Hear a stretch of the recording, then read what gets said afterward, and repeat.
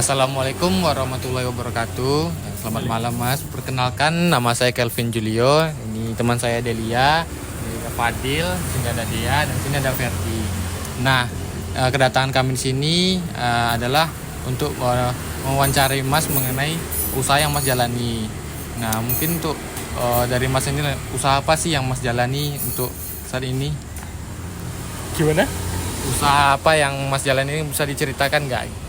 Oh ya, ini sebenarnya usaha ini tuh diturunkan dari bapak saya. Udah jalan 25 tahun di Jogja. Dulu awal mulanya itu di depan rumah sakit Matayap. Terus buka cabang di Langansari ini sama di Ogong Kidul. Oke, selanjutnya pertanyaannya Mas.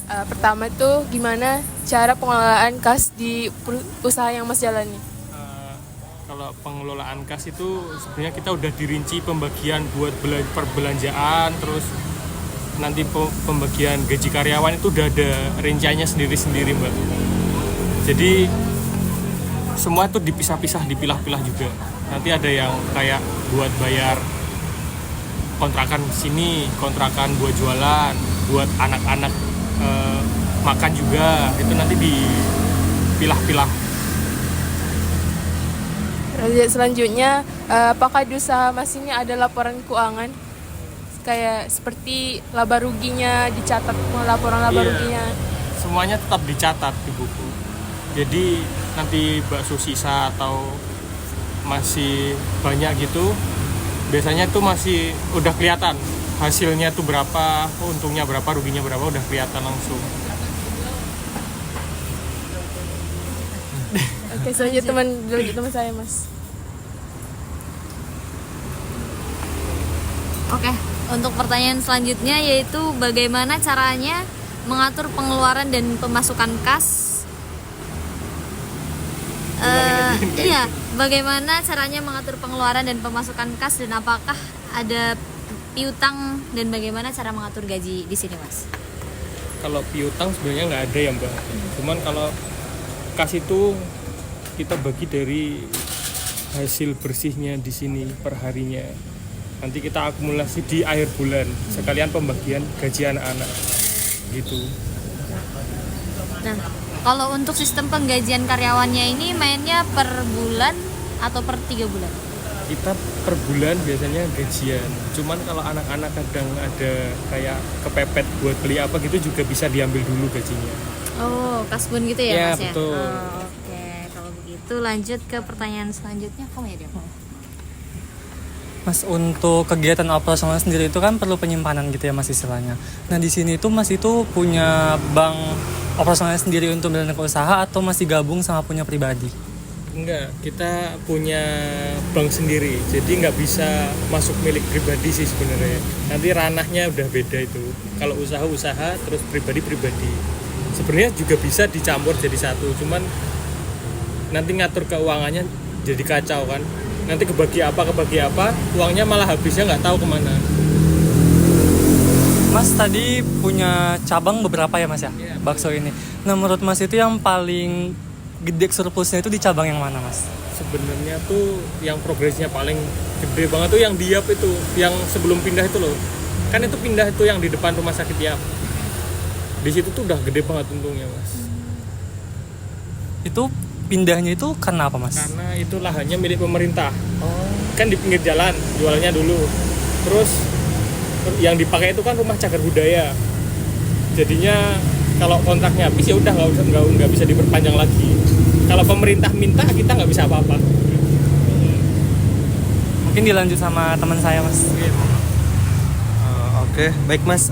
Di sini aku mau bertanya nih. Selama menjalankan usaha nih Mas, mungkin pernah mengalami kesulitan atau lain-lainnya gitu Mas? Banyak kesulitan itu biasanya kendala dari faktor kayak daging juga. Kalau daging jelek biasanya baksonya ikut jelek Mas. Kalau itu kualitasnya jelek, kita jual, pelanggan komplain, lari nanti dia pelanggannya. Terus kalau misalnya biasanya tuh bakso itu tahan selama sebulan di freezer Mas, bakso. Cuman kalau dagingnya jelek itu 2-3 hari udah nggak enak dimakan Mas. Kayak gitu. Nah Mas, ini kan biasanya kalau mau hari raya gitu kan pasti stok dagingnya tuh susah banget nih Mas. Nah itu gimana sih Mas solusinya gitu Mas? Nggak bisa, tetap harus itu ikut mau daging naik turun kita tetap sama Mas ngejualnya juga. Jadi nggak ada strategi khusus sih sebenarnya. Jadi tetap harganya sama gitu ya Mas? Harganya tetap sama aja, nggak bisa naikin harga juga atau kita. Mas, ini selain di sini mungkin punya cabang di tempat lain gitu Mas? Ya, yang ini kan di pindahan dari sana depan Dokter Yap, yang satunya di Utara Kampus Teknik UGM di Pogong Kidul. Oke, baik, makasih Mas. Yeah. Mungkin kalau untuk bahan-bahan ini ada tempat langganan atau gimana Mas? Ya, ada tempat langganan, biasanya di pasar. Pasar kita itu, kita ngambil daging itu di Pasar Skarsuli, Iya. di daerah Bantul. Bener Bantul. Jalan Monosari. Itu setiap mengambil bahan itu bayarnya pas barang terima atau kayak ada per bulan tuh gitunya Mas? Enggak, kita belanja langsung bayar. Jadi daging berapa, misalnya 20 kilo gitu, kita bayarkan ya 20 kilo langsung hari itu juga. Kita nggak bisa per bulan gitu, nggak bisa.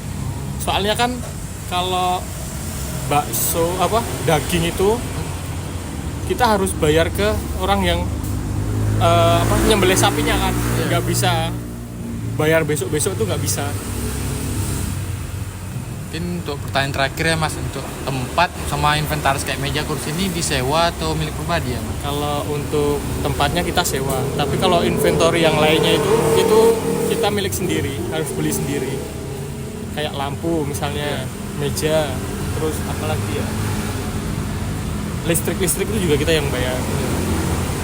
Kalau untuk di sini udah berapa lama ya Mas berdiri ya? Di sini tuh udah 5 tahun. 5 tahun. Iya. Mungkin hanya itu wawancara yang kami dapat melakukan. Mungkin ada salah kata atau waktu kami yang kurang tepat, kami mohon maaf ya Mas. Ya. Mungkin sekian dari kami. Assalamualaikum warahmatullahi wabarakatuh.